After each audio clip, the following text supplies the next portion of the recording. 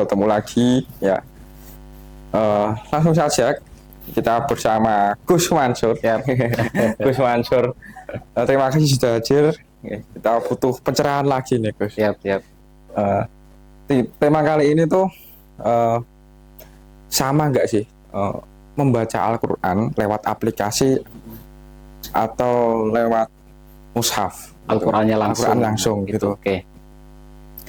Baik, bismillahirrahmanirrahim. Memang alhamdulillah kita sudah di bulan Ramadan ini, salah satu ibadah yang luar biasa pahalanya adalah membaca Al-Quran. Bahkan kalau Sayyidina Umar bisa sehari sekali hatam, ini kan berapa kali hatam? Wah, kurang gitu. Satu bulan nggak cukup. Ya. Mudah-mudahan bisa. Iya, mudah-mudahan bisa. Baik, tadi gimana intinya di pertanyaannya? Sama atau tidak ya? Baik, secara ibadah membaca Al-Quran itu kalau dari kacamata membacanya itu sama-sama dapat pahala. Sama-sama dapat pahala. Dan kalau Ramadan 700 kali lipat. 700 kali lipat. Per huruf, per ayat, pahalanya sampai sekali. Nah, kalau pertanyaan tadi, kita baca Al-Quran di HP seperti ini, dengan baca langsung membawa kitab itu sama apa enggak? Nah, maka kalau kita membaca dengan HP atau mungkin tulisan, yang kita ambil pertama gini. Jadi, pertama, membacanya sudah pahala, pasti ya. Nah, yang kedua adalah melihat tulisan Al-Quran, itu sudah pahala yang berbeda lagi. Hanya melihatnya. Betul, melihat berbeda lagi. Jadi dalam suatu hadis, ini saya bacakan hadisnya, bahwa Ummul Mukminin Sayyidah Aisyah itu pernah bertanya kepada Nabi bahwa ada 3 ibadah yang ibadah melihat itu dapat pahala. Hanya melihat. Melihat saja sudah bernilai ibadah. Pertama adalah melihat Ka'bah. Kita melihat Ka'bahnya, panjangan-panjangan yang bisa umroh, yang bisa haji, silakan nikmati ketika di Makkah itu Ka'bah dilihat. Itu sudah ibadah. Yang kedua adalah melihat orang tua kita. Yang ketiga adalah melihat mushaf atau tulisan Al-Quran.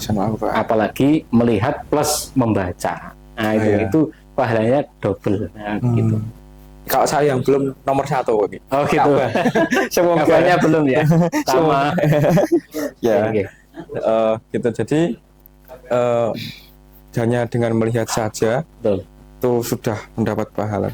Artinya dari secara kesamaan itu kalau kita sama-sama membaca itu sama-sama dapat pahala. Sama-sama pahalanya. Gitu.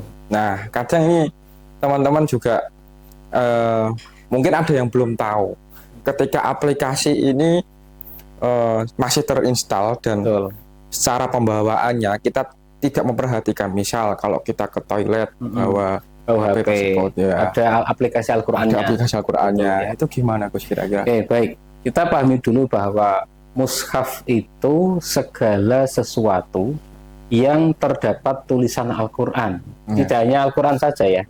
Jadi misalkan kita punya buku, kita tulisi Al-Qur'an, ayat Al-Qur'an sebagai bacaan, itu termasuk mushaf. Maka otomatis kalau kita bawa mushaf ke dalam toilet, tempat yang hina itu maka hukumnya haram, tidak boleh.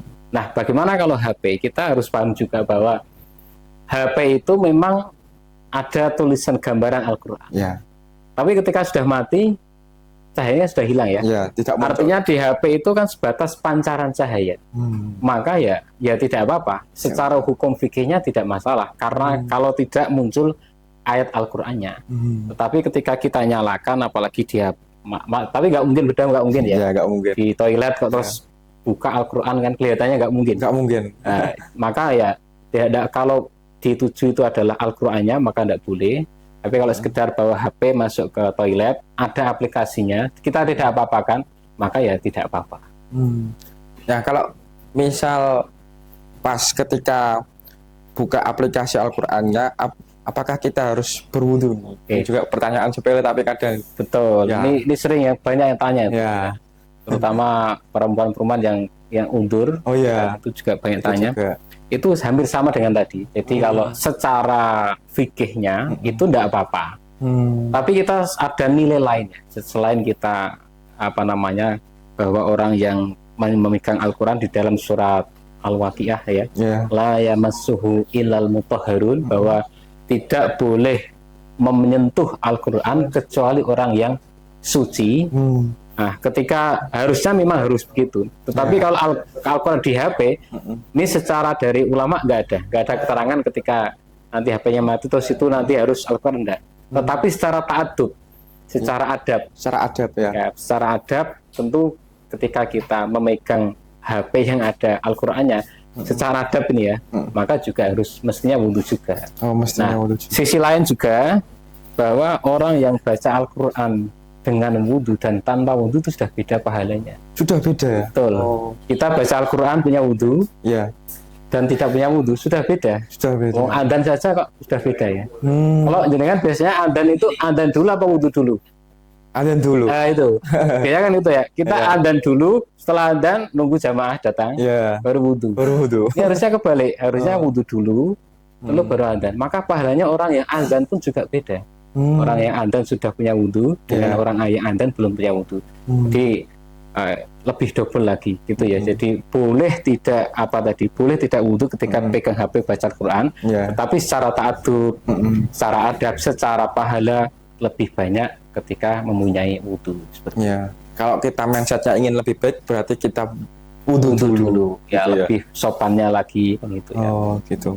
Nah, misal nih mungkin ada keteledoran ketika bawa HP, ada aplikasinya, terus ternyata ditaruh saku bagian belakang, ini gimana? Apakah sama juga seperti tadi? Menurut saya itu ya kembali ke niat lagi ya. Kalau memang kita niatnya ya, mohon maaf, walaupun sudah mati kayak gini, ini ada Al-Quran sengaja tak masukin sini, jelas tidak boleh. Niatnya kan merendahkan. Tapi kalau memang tidak ada niat seperti itu ya tidak apa-apa. Karena itu ketika sudah mati seperti ini kan sudah bukan Al-Quran lagi kan gitu ya. Al-Quran itu kembali lagi bahwa benda atau segala sesuatu yang terdapat tulisan Al-Quran. Ketika mati ya sudah tidak.